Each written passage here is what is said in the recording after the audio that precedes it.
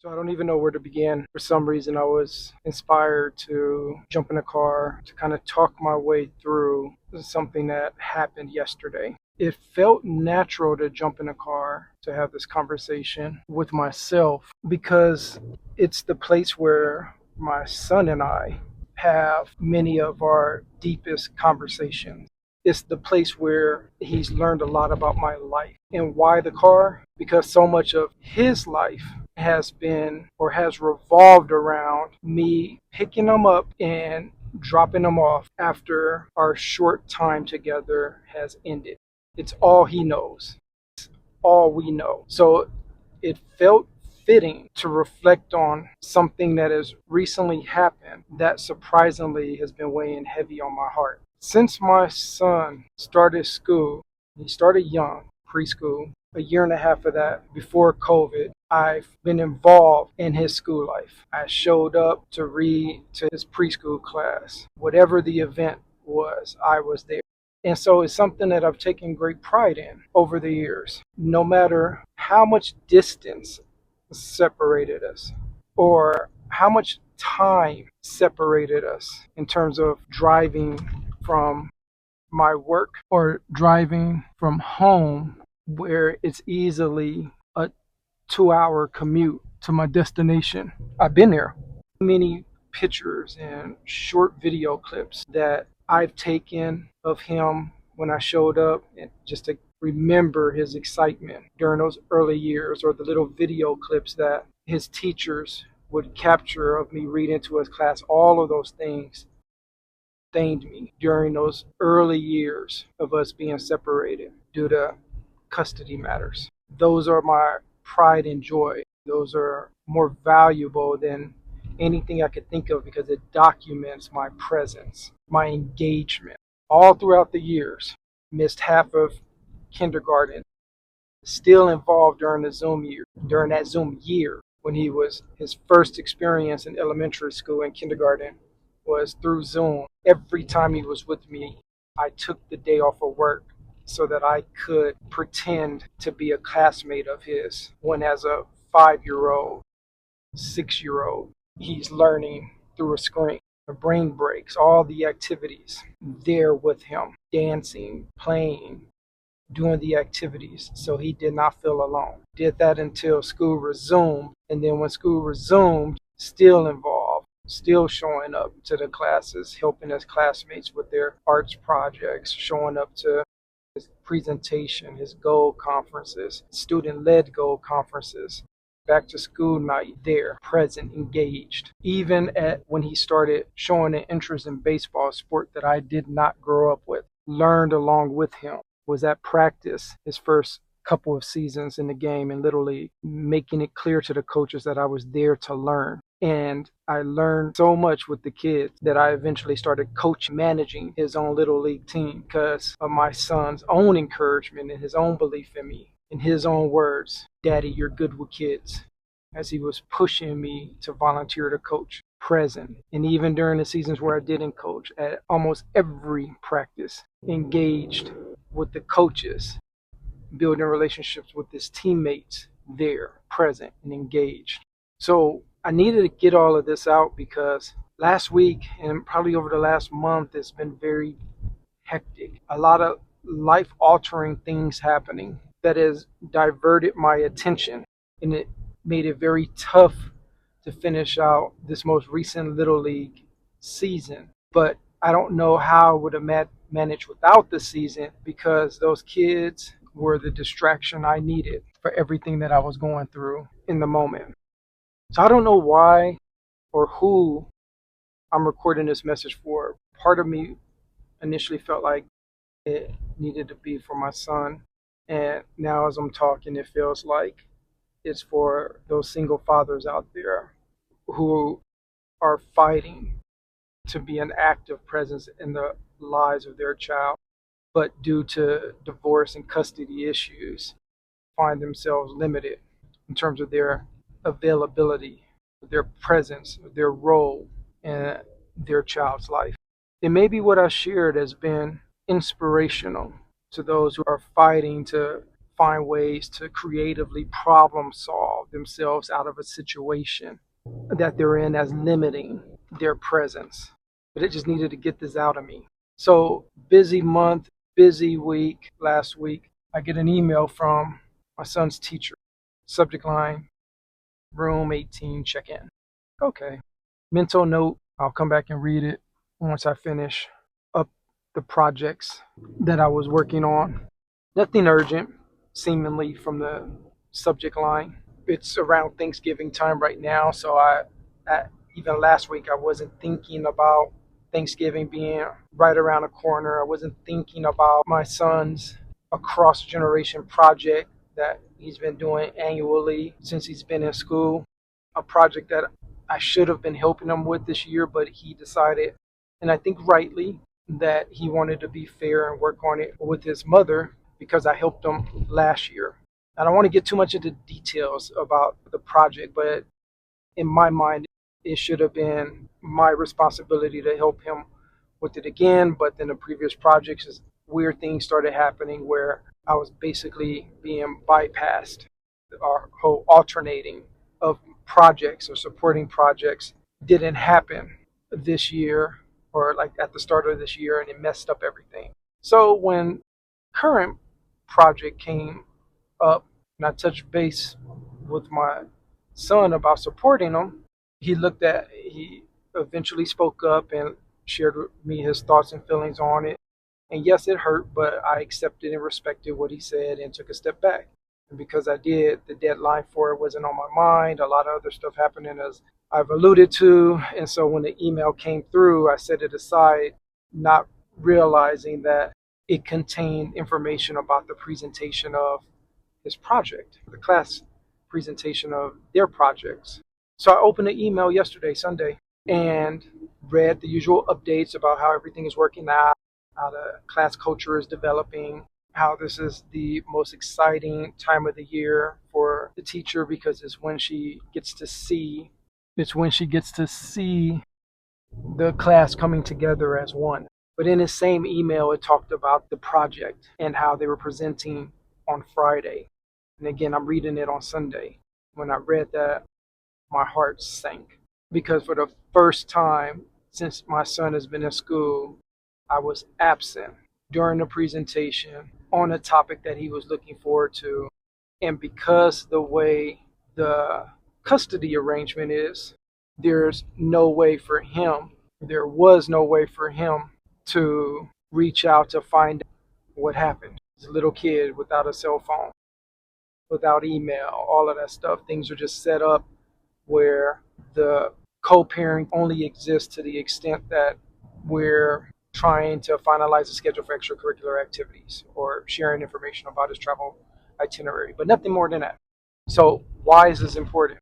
Well, I'm sitting there going through the emotions and processing how I'm feeling, but more importantly, how my son is feeling and how he felt the day of and how he felt from that Friday into Sunday, not knowing why his father wasn't there and everything that may have been going on through his mind in terms of my safety.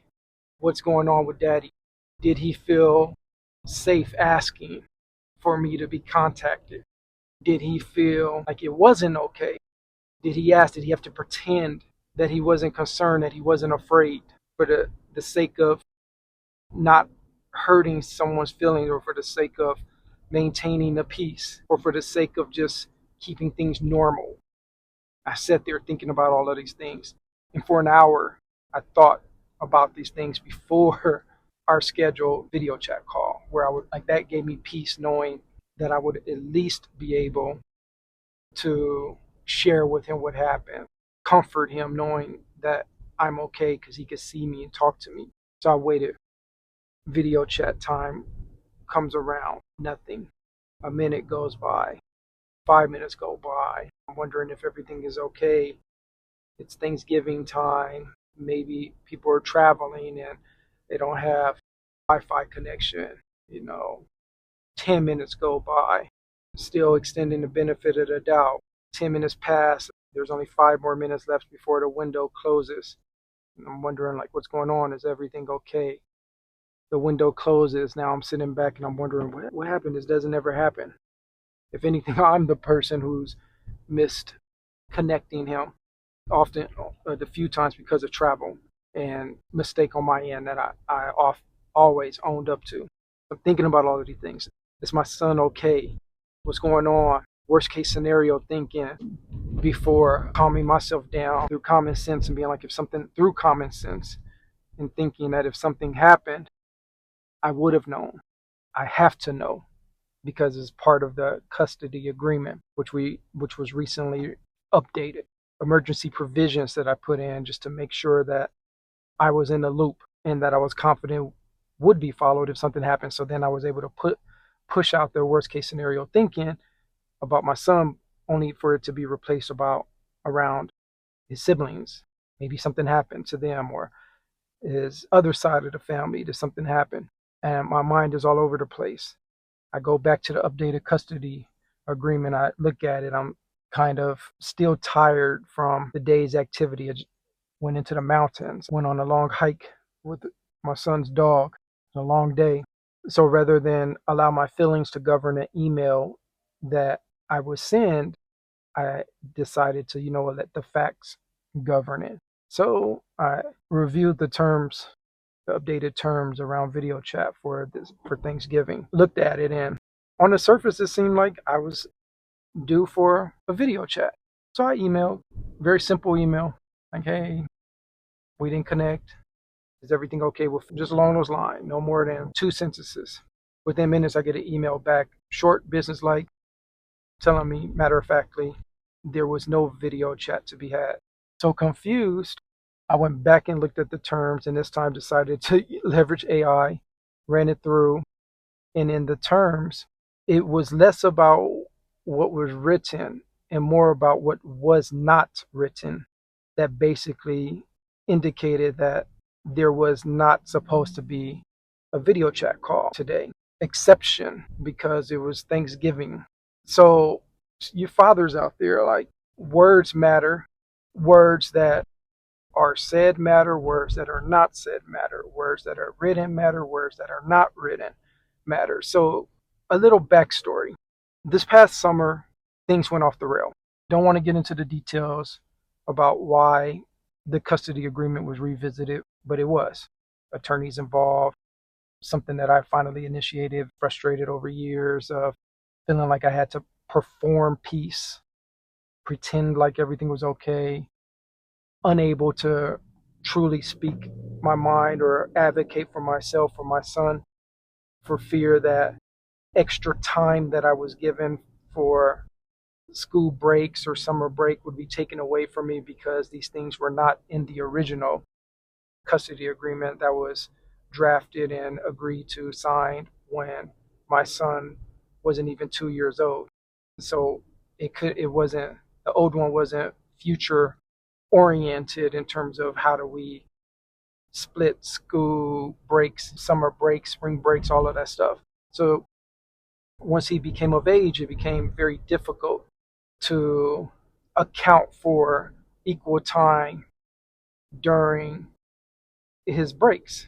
And when we did start, or when his breaks were eventually split equally, was outside of the custody agreement.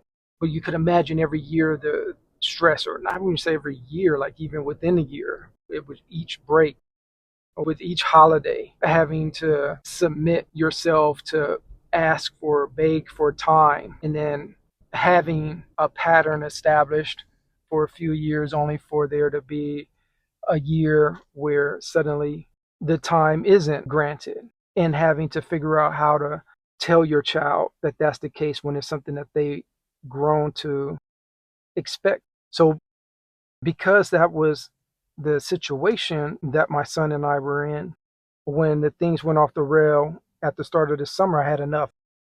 I had summer planned.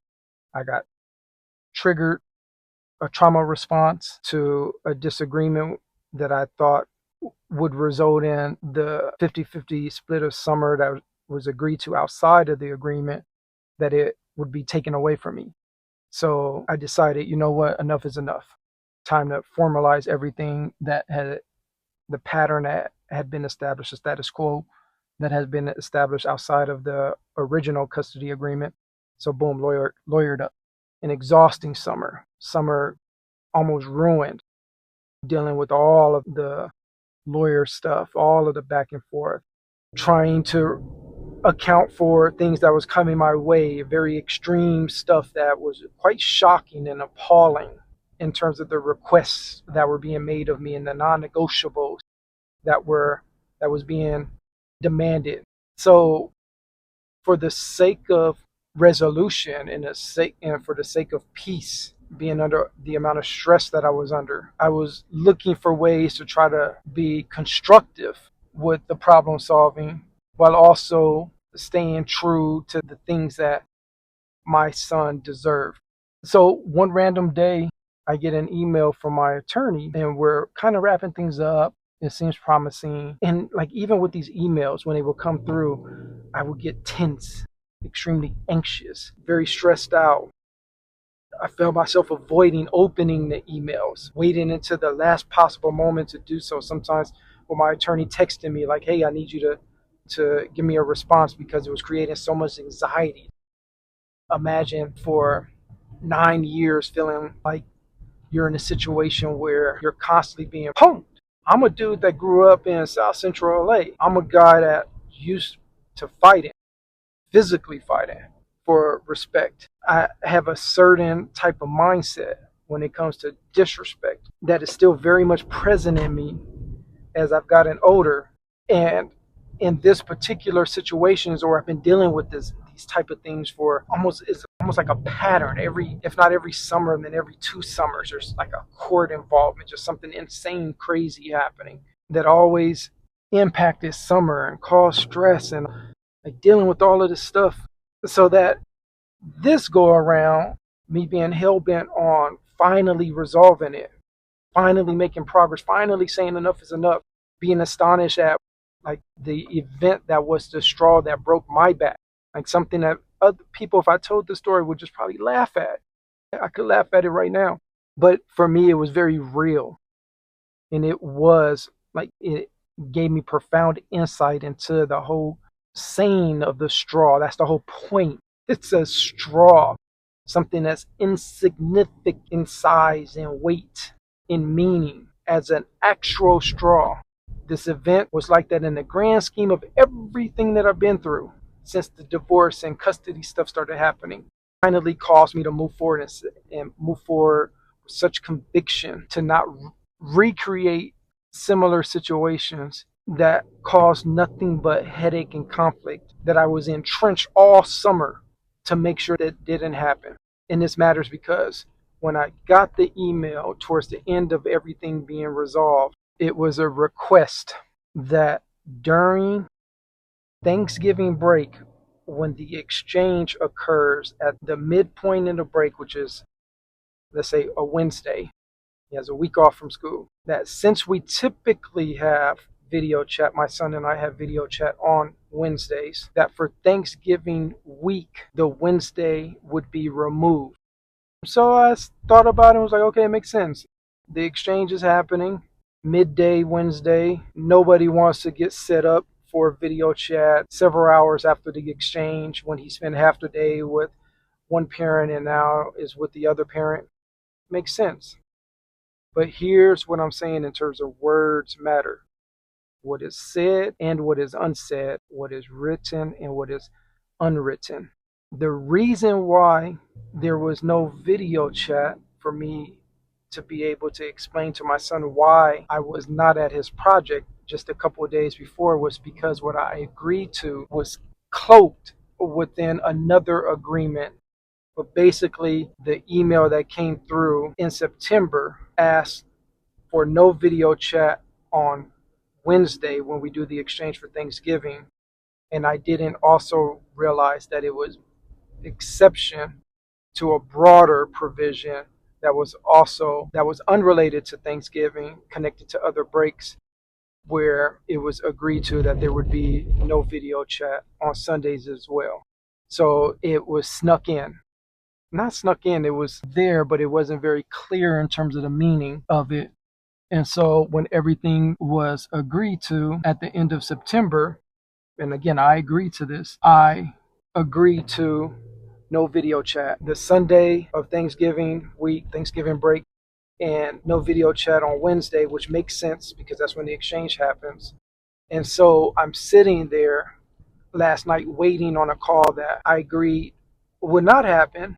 And then I realized my mistake during the negotiations with the updated custody agreement and left to feel even more terrible because now I would have to wait until I see my son on Wednesday to explain what happened, why it happened, to also remove whatever concern he's had all week about my well-being. Him knowing that I've had some unexpected health issues that I've been dealing with this past month. My son basically going from last Wednesday video chatting with me to this Wednesday without any contact, without anything. And I have to sit with that because I dropped the ball for his project. So imagine that feeling. Did everything I had to do over the summer to make sure everything was accounted for in terms of my son's access to me, and only to discover that I got duped into agreeing to something that on the surface seemed like I was agreeing to, not having video chats on Wednesdays of Thanksgiving because that's when we have the break, but not knowing that it was also connected to another governing provision that said no video chats on Sundays other. And so again, that's the power of what's not included.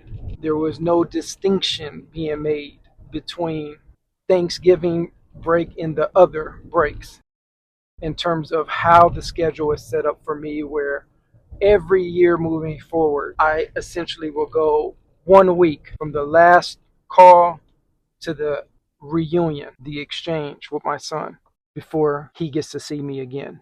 And for the life of me, I can't understand why that request was even made. Why would a request be made to actively keep another parent from having any interaction with the child? So I don't know what I'm going to do with this. I'm recording. Knew I was going to do so before I left home. What I do with this, I don't know. Maybe I needed to get this out so that I could have a briefer version of it to share with my son, who have gone a week without having any contact with me after I dropped the ball and missing his project on Friday. So I'm going to think about it, figure out next steps. Maybe I just delete this. I don't know. But the hardest thing to accept was that I created this situation by agreeing to something without truly understanding the implications of it, and agreeing to it all for the sake of peace of mind. And I truly feel like it's another example of me letting my son down through all the years of battling a little bit of time here, a little bit of time there. I would not wish this. I would not wish this on my worst enemy. I would not wish keeping a father, a good father, or a good parent out of the life of their child, because I understand how it feels to be that child who wanted nothing more than to have his father in his life, because I'm that child who grew up in foster care from 4 years old until I aged out of the system. And that's why, since all of this stuff has been happening, I worked as hard as I could to be involved as much as I could in the life of my son. That's all I have to say.